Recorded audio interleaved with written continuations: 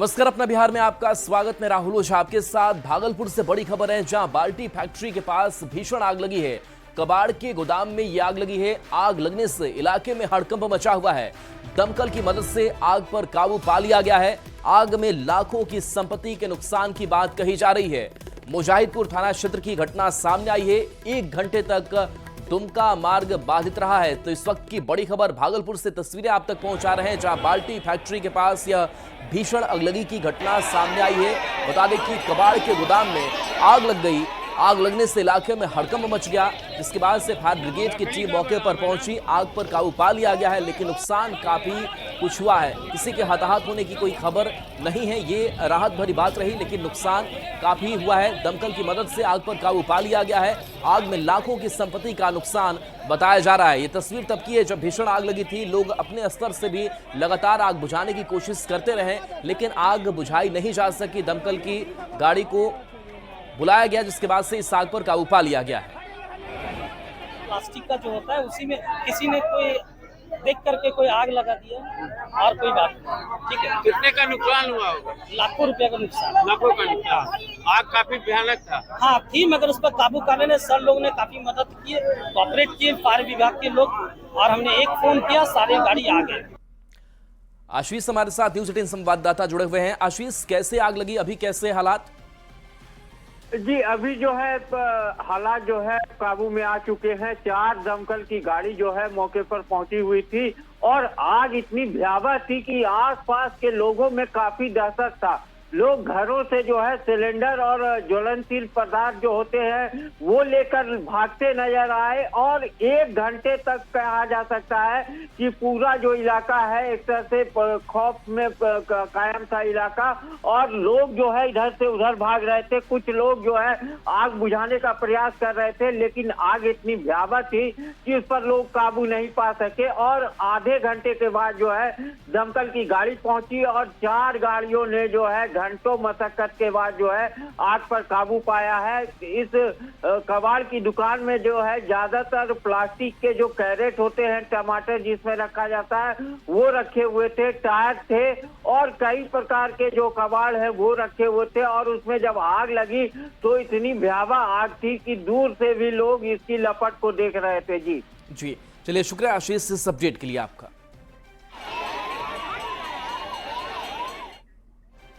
मुख्यमंत्री नीतीश कुमार की प्रगति यात्रा का आज दूसरा दिन है। दूसरे दिन सीएम ने पूर्वी चंपारण में 2 जगह पर 300 करोड़ की योजनाओं की सौगात दी है।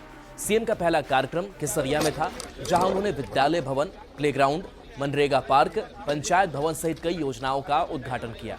तो करोड़ों की योजनाओं का शिलान्यास भी किया गया। दूसरा कार्यक्रम सुगौली में था, वहां भी सीएम ने करोड़ों की योजनाओं की सौगात दी। पहले से चल रही विकास योजनाओं की समीक्षा की गई। लोगों से बात कर उनका फीडबैक भी नीतीश कुमार ने लिया।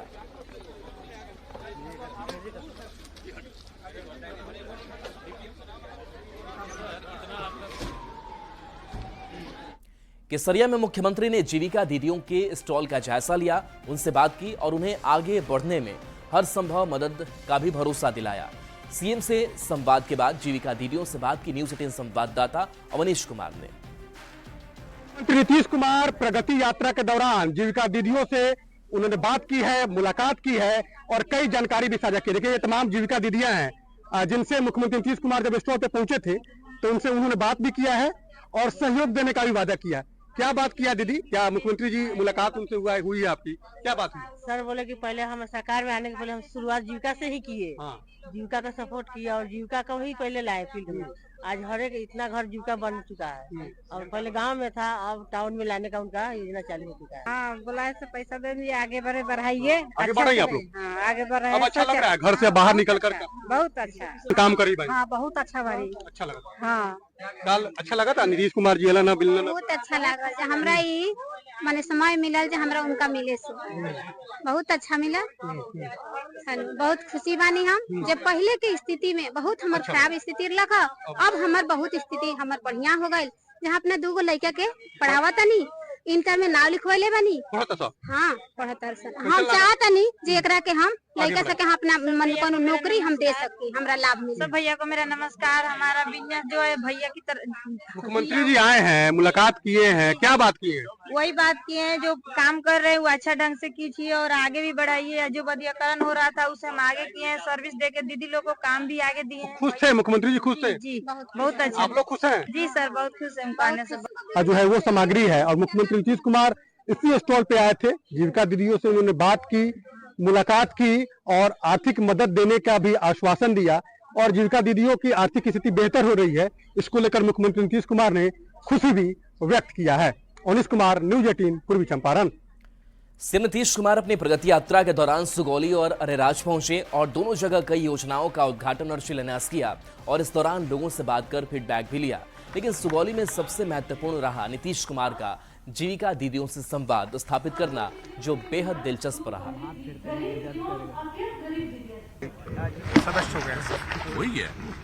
अब शहरी में भी बनवा रहे हैं ना, करते ताकि वहाँ होता नहीं था, तो यही हमने कर दिया। उसका भी शुरू हो गया, अभी एकदम शुरू हो गया है। और अभी हमको तो जो बताया था करीब करीब 28,000 26 हजार हो गया है, मैंने सब जगह हो गया। मुख्यमंत्री नीतीश कुमार प्रगति यात्रा के दूसरे दिन जो दो जगह पहुंचे, पहला केसरिया और दूसरा सुगौली। केसरिया में उन्होंने कई योजनाओं का उद्घाटन और शिलान्यास किया और उसके बाद वो सुगौली पहुंचे और सुगौली में भी पंचायत सरकार भवन, जीविका भवन सहित कई योजनाओं का उद्घाटन और शिलान्यास किया। और साथ में सबसे महत्वपूर्ण बात है कि जीविका दीदियों से उन्होंने संवाद स्थापित किया और जीविका दीदियों से बातचीत काफी दिलचस्प रही। मुख्यमंत्री ने उनसे जानना चाहा कि क्या कुछ समस्या है, क्या कुछ परिस्थिति है अभी, और उसके बाद मुख्यमंत्री ने भी बताया कि उनका ड्रीम प्रोजेक्ट था जीविका, जिसको बाद में केंद्र सरकार ने आजीविका के रूप में स्वीकार किया।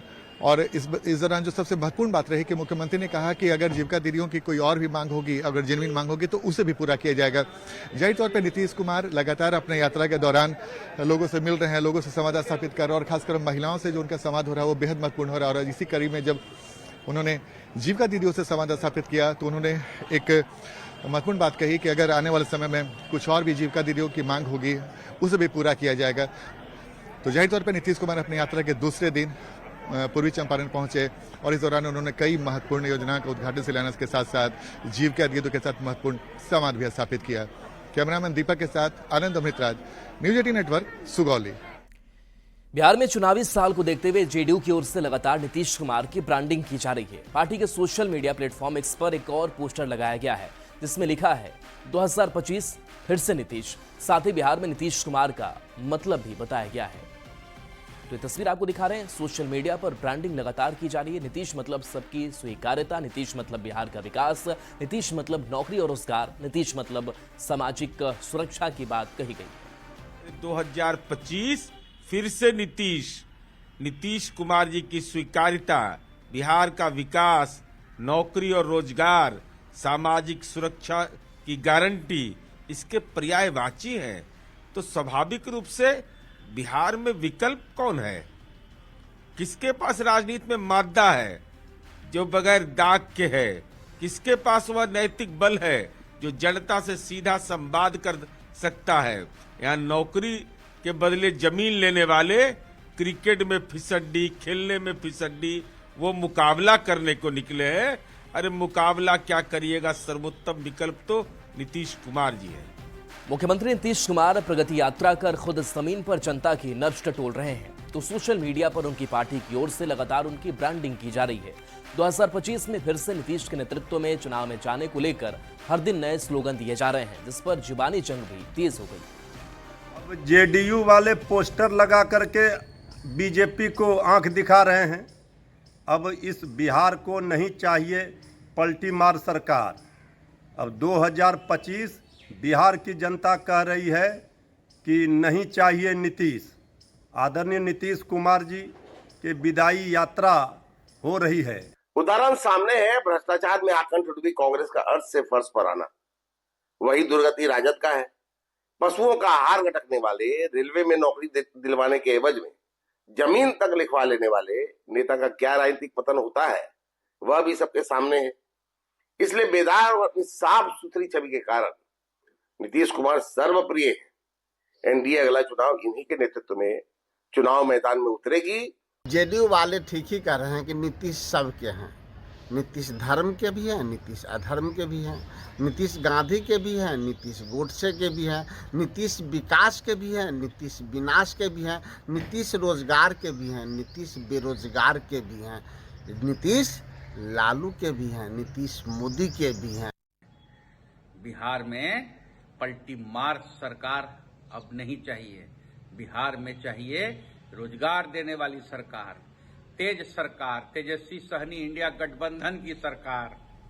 अब पलटी मार नेताओं की बिहार को अब कोई जरूरत नहीं है। जेडीयू एमएलसी नीरज कुमार ने लालू परिवार पर एक बार फिर से निशाना साधा है। नीरज कुमार ने एक पोस्ट के जरिए लिखा है कि चिंता परिवार की और बातें रोजगार की। नीरज कुमार ने एक पोस्टर भी जारी किया है जिसमें उन्होंने पलायन से लेकर नौकरी के बदले जमीन को लेकर लालू परिवार पर निशाना साधा है और तेजस्वी यादव को बिहार का प्रवासी राजनेता बताया है। चिंता परिवार का, अब बातें करते रोजगार का।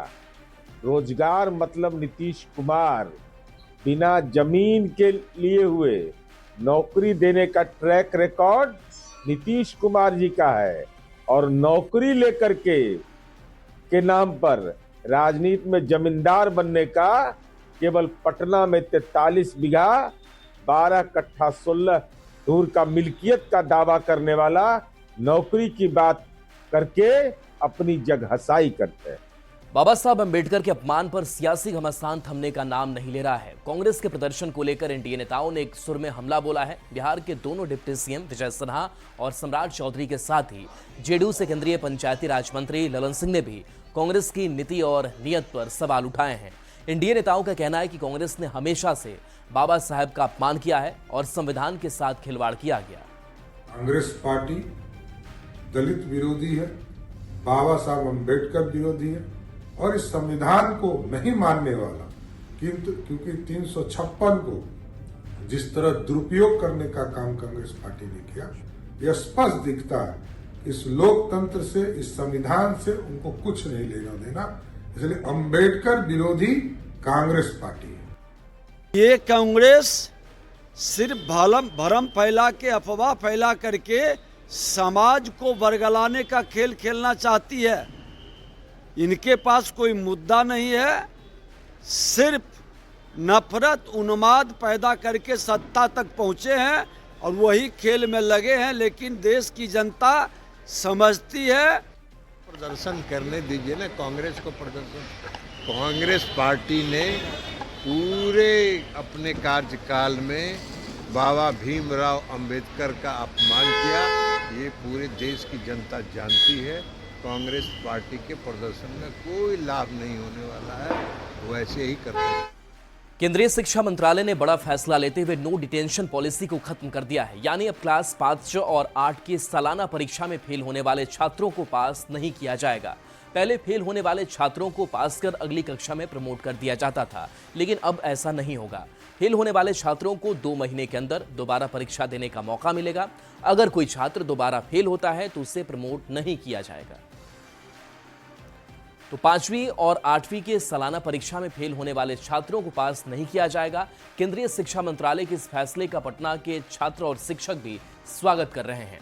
गोला रोड स्थित डीएवी स्कूल के शिक्षक और छात्र छात्राओं से बात की संवाददाता अमित कुमार ने। निर्णय लिया है डिस्टिंक्शन खत्म करने का क्लास 5 और 8 का, इसे किस तरह से आप देखते हैं? देखिए, पढ़ाई का जहाँ तक संबंध है उसका मूल्यांकन, बच्चों का मूल्यांकन परीक्षा से ही होता है और बच्चों को परीक्षा में पास करना जरूरी है। इसी से पता चलता है कि बच्चों को अगले क्लास के लिए जाने लायक हैं या नहीं है। इसे बच्चों का परीक्षा लेना और पास करना बहुत ही जरूरी है। बच्चों के लिए एक आप क्राइटेरिया तो रखिएगा कि उसके इंटेलिजेंस लेवल को, मतलब और एक्टिविटी के साथ साथ पढ़ाई भी बहुत ज़रूरी है।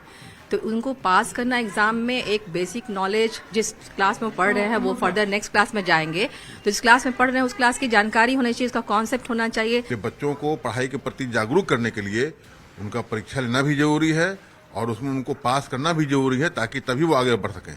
वो बेहतर है क्योंकि हमें पढ़ेंगे, एग्ज़ाम क्वालिफाई करेंगे, उसी से हमें नॉलेज होगी तो आगे जाके हमें किसी भी तरीके का हेल्प लेने की ज़रूरत नहीं होगी, हम खुद के पैरों पे खड़े हो सकेंगे। इससे सहमत है। बेहतर है। आपका क्या नाम है बाबू? मेरा नाम ईशु राज है। आप ईशु क्या मानते हो इस निर्णय को? ये निर्णय सही है सर, क्योंकि कुछ लोग होते हैं जिनको पास करने ज़रूरी नहीं रहता, पर वो लोग पास किया जाता है बेफालतू का, और वो लोग बेमतलब का सीट लेके बैठ जाते हैं। पर गवर्नमेंट का ये निर्णय से जो लोग टैलेंटेड है, जो लोग कर सकते हैं, वो सीट के लिए क्वालिफाइड है, वो ही लोग ये मिल जाएगा। जो टैलेंटेड है आज के टाइम में उन लोग को ज़्यादा अपॉर्चुनिटी नहीं मिलता है, लेकिन जो अनटैलेंटेड है उनको ज़्यादा अपॉर्चुनिटी मिलता है। तो गवर्नमेंट का ये रूल बहुत अच्छा है। मानक बेहतर होगा। आप क्या नाम? आलोक कुमार। आलोक क्या मानते हो आप?